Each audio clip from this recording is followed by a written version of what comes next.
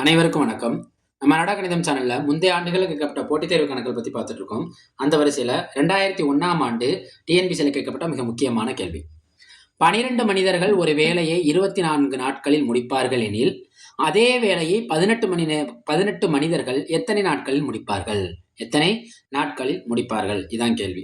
ஆட்கள் நேரம், ஆட்கள் நாட்கள் இதெல்லாம் என்ன மாறல்ல வரும்னா, மேக்சிமம் எதிர்மாறல் தான். மேக்சிமம் இல்ல, முழுமையாவே அது என்ன மாறல் தான்? எதிர்மாறல் தான். இங்க 2 விஷயத்தை பத்தி பேசுறாங்க. ஒன்னு மனிதர்கள், இன்னொன்னு என்னது? நாட்கள். மனிதர்கள், நாட்கள். எத்தனை மனிதர்கள்? 12 மனிதர்கள் எவ்வளவு நாள் எடுத்துக்கிறாங்க? 24 நாள் எடுத்துக்கிறாங்க. இப்ப எத்தனை மனிதர்கள்? 18 மனிதர்கள். 12லேருந்து 18 என்ன ஆயிருக்கு? அதிகரிச்சிருக்கு. அப்ப ஆட்கள் அதிகரிச்சா வேலை செய்யற நாள் என்ன ஆயிரும்? கண்டிப்பா குறைஞ்சிரும். அப்ப நம்ம ஏற்கனவே சொன்ன மாதிரி தான், ஆட்கள் நாட்கள், ஆட்கள் நேரம் அனைத்தும் என்ன மாறல் தான்? எதிர்மாறல் தான். அப்ப இது கண்டிப்பா இது என்ன மாறல்? எதிர்மாறல். மாறல்னா மாத்தி யோசிக்கணும். என்ன மாத்தி யோசிக்கணும்? எதிருக்கு மாத்தி யோசிக்கிறதுனா என்ன? எதிருக்கு என்ன மாத்தி யோசிக்கணும்? நேரான்னு அர்த்தம். இப்போ 12/18 என்ன செஞ்சுக்கணும்? அப்படியே நம்ம நேராக எடுத்துக்கணும். 12/18ன்னு எடுத்துக்கணும். நேர் பின்னமாக எடுத்துக்கிட்டு 24 பெருக்குவோமா? சாரி, சுருக்குவோமா?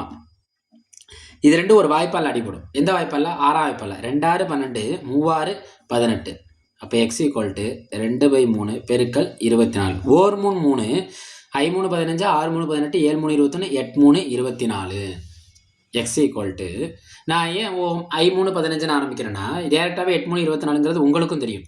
நம்ம என்றைக்குமே கணிதம் செய்கிறப்ப அல்லது கணக்குகளில் வழிமுறைகள் கண்டுபிடிக்கிறப்ப நம்ம குழந்தையா மாறினா தான் அதில் நம்மளுக்கு எந்த விதமான எழுத்து பிழையும் வராது. நம்ம ஏதாவது ஒரு ஆர்வத்தில் நம்ம டக்குன்னு போட்டுருவோம். இந்த நம்பர் வாய்ப்பாடு தான் தெரியுமேன்னு போட்டுருவோம்.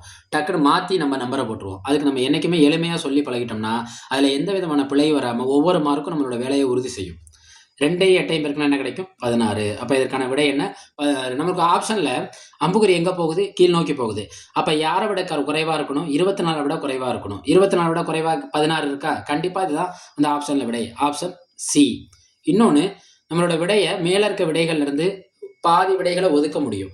24 விட குறைவாக இருக்கணும் நம்மளோட விடை. அப்போ இதில் 24 விட அதிகமாக இருக்க விடை எதுன்னு பார்க்கணும். கண்டிப்பாக 36. அப்போ 36ங்கிறதுக்கு என்னவா இருக்காது? ஒரு ஆப்ஷனாகவே இருக்காது. அப்போ நம்மளோட விடை என்ன ஆப்ஷனில் இருக்கும்? ஒன்று 20 இருக்கும், ஒன்று 16 இருக்கும், ஒன்று 12 இருக்கும். இதுக்குள்ளே தான் நம்மளுக்கான விடை இருக்கும். நம்ம அரடா கணிதம் சேனலை சப்ஸ்கிரைப் பண்ணுங்கள், லைக் பண்ணுங்கள். அதில் போடுற வீடியோக்களை லைக் கொடுத்து உங்களோட சப்போர்ட்டை தெரிவிங்க. உங்கள் ஃப்ரெண்ட்ஸ் அண்ட் ஃபேமிலிக்கு ஷேர் பண்ணுங்கள். டிஎன்பிசி எக்ஸாமுக்கு இப்போலேருந்தே படிக்க ஆரம்பிச்சிருங்க. ப்ரிப்பேர் பண்ணுங்கள். வாழ்த்துக்கள். நன்றி.